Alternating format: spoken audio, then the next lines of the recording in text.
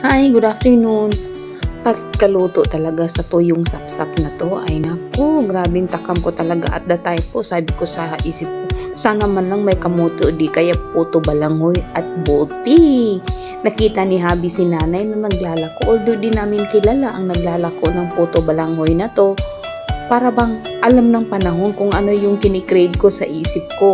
So, nung naglako si nanay, sinabi sa akin ni Habi na gusto ko ba yung ganito? Sabi ko kay Habi, aba syempre, kainam, kasarap kaya pag ganyan, ipartner sa tuyong sapsap. Ay Diyos ko, napakasarap talaga.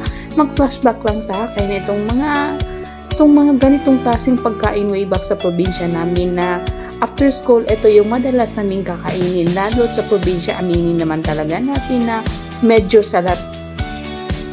Nung kapanahunan lang na nagbalik lang sa akin na halos eto talaga yung kinakain namin, breakfast, lunch, dinner. Lalo nung panahon na sobrang haba ng panahon ng tag-init, ay nako, ito talagang nagsusurvive sa amin. At this point po, napaisip lang ako na ang layo na pala ng narating ko. Kasi kung dati-rati, etong puto balangoy ang madalas namin kinakain, breakfast, lunch, dinner. Pero ngayon, nakain ko siya sa ngayon dahil natikrave ako. Hindi sa yun ang available at that time kasi nung kapanahonan namin, grabe talagang salat.